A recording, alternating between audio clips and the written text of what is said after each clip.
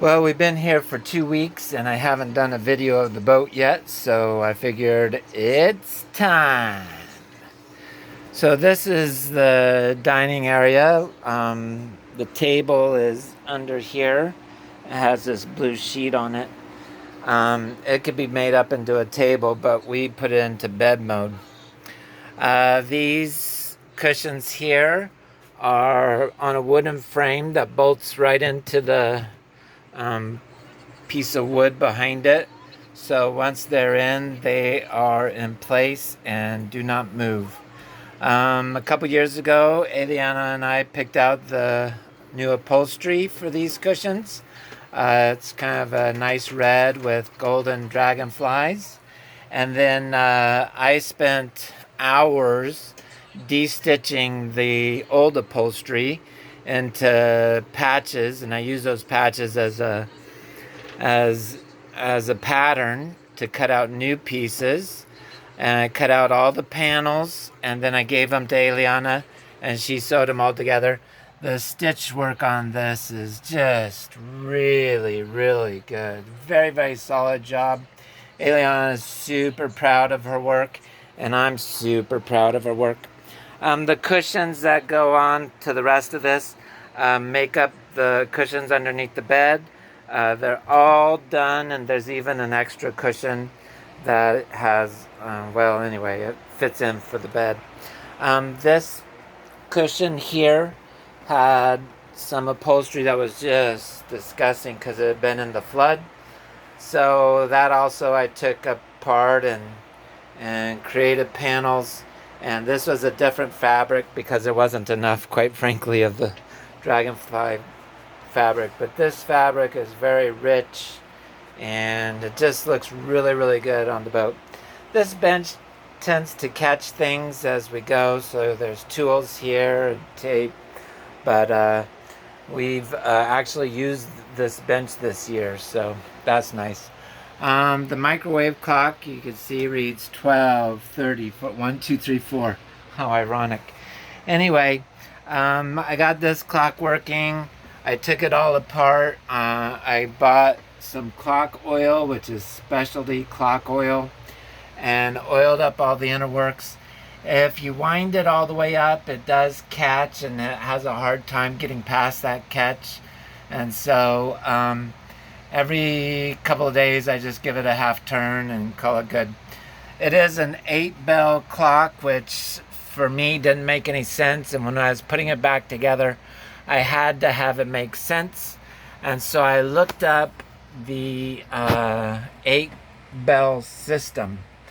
So for those of you that do not know, the 8-bell is really a marine clock for marine uses, and it marks the watch.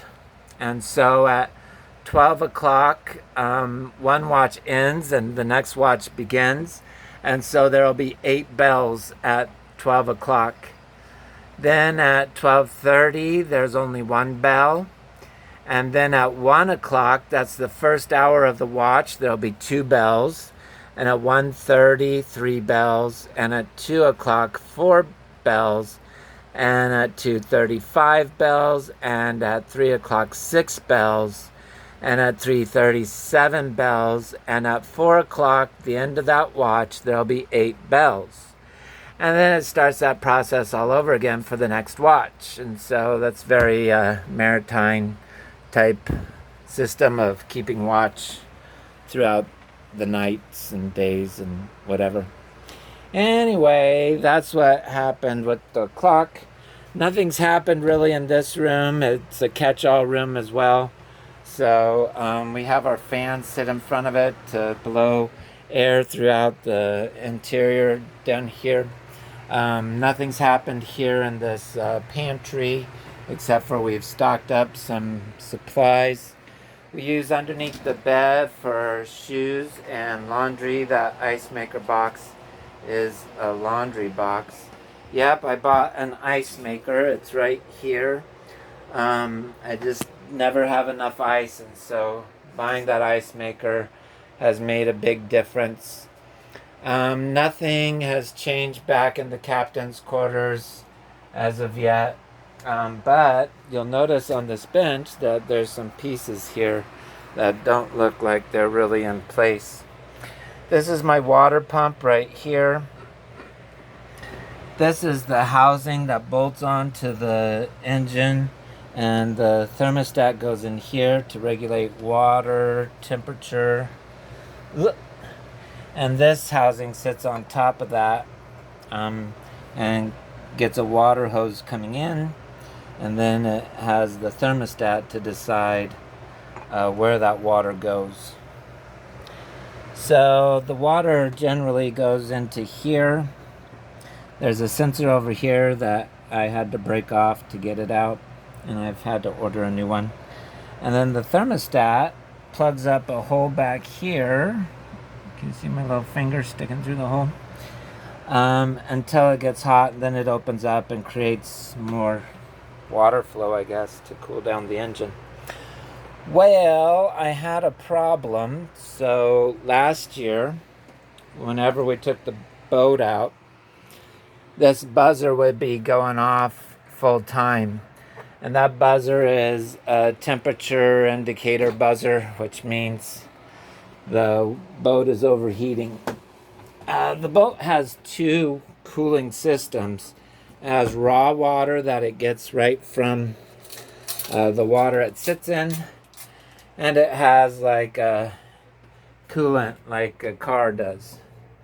So I had remembered that buzzer and thought, well, I better check my water. So I took the cap off, which sits right about here, and it looked weird inside, so I stuck my finger in and it was all jelly. And so this is the exhaust manifold that sits here. It also contains the water that you put in. So I took it off, and I took the water pump off. I took that housing for the thermostat off, and I have to clean all that as best I can. And I ordered new gaskets. They sell these gaskets one at a time for $10.70. Gee. And I ordered a new thermostat and a new thermostat gasket. I also took off the back water cooler that does both fresh water and the seawater, so I could clean that out and get that. Basically, I figured I better flush everything, clean everything to make sure that the water flows correctly. I have all my bolts and nuts and stuff, and I'll never remember where they all go, so that'll be a problem for another day.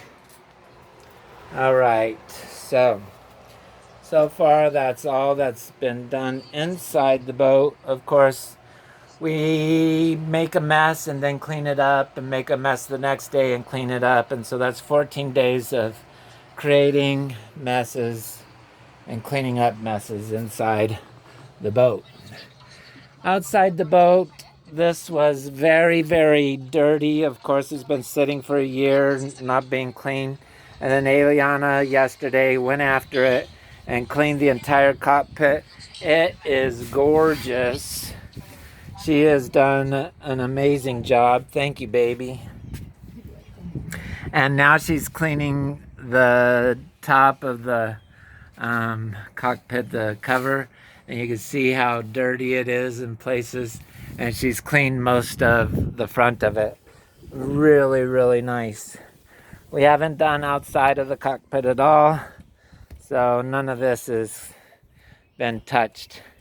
Here's some hoses from the water system. I took them off and put water through them to flush them out.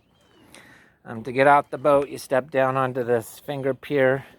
Everybody's freaked out by this finger pier because it does move side to side, and there are loose boards on it. So basically, you just have to walk where these two support planks are, or in the middle, and then you're fine. I built those stairs last year to make it easier to get on and off the boat. This is the water cooler that goes on the back, And there are two systems. There's the raw water, which is this outer system. And water comes in here. And then there's little copper tubes in there that push it to the other side. Your fresh water goes in here. And it runs over those copper tubes and keeps them cool. And it runs out over there and over there. And then the seawater, it can run all the way through those copper pipes and then out here. This is a freshwater hose. It has a spring in it, and the spring looks really, really rusty and bad and all that, but I'm sure it's fine that way. I took the pulley off of the water pump, and I'm cleaning it off, getting rid of all the paint, and I use this wire whip on the what a drill thingy, and I clean all that off, and I scrape the heck out of my fingers whilst doing it.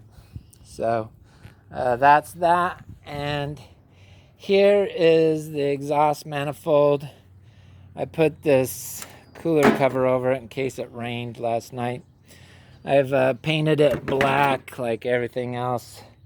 This hooks up to the engine. You can see there are some rather nasty parts to it, so I'm gonna put the gaskets on and some gasket sealer to try to make up for any of that. Anyway, water hooks up here and here and here, and this is where the water goes in. This is where I stuck my finger in and it was jelly. And I've pushed water through here, which pushes it out here and out here and out here. And I've plugged up various holes and tried to build up pressure to push out all the solids that I can push out with water. And I've done a pretty good job cleaning it out. Who knows how good. So the exhaust from the engine goes through these, goes inside here and comes out here, but there's also water added to that, and then water and exhaust flow out here through the muffler and out back into the nature, let's call it. Anyway, so I'm waiting for gaskets for this to put that back on. Man, these look really, really rough. So, geez, I'm going to do my best to make sure they seal up. But look at that huge gouge in that thing. I know some people can resurface these and sand them all down to the same plane. I don't want to spend money, so I don't know about that. Here is the boat and all its glory. We got our Who's in Residence flags up here. We're both American and Colombian, so we got both flags flying. It is traditional in the United States of America that the American flag be higher than any other flag on your boat. And so that's why the American flag is slightly higher than the Colombian flag. Anyway, so she's a beauty. She's sitting really nice in the water. Where the darker red is on bottom, then meets the brighter red, that's the water line. That's where it's supposed to ride. But we've taken a lot of weight out of this boat, and so it's a little high. So there's other things that we think about doing, but we gotta maintain some weight on the boat. I think that's an important part of boating, is that you sit in the water where you're supposed to, but what do I know? Anywho, so that's the update on the Spirit of the Corsair. She's looking pretty good, and we're working hard and hardly working as well. So we're getting both of those covered. Thank you for watching. Bye now.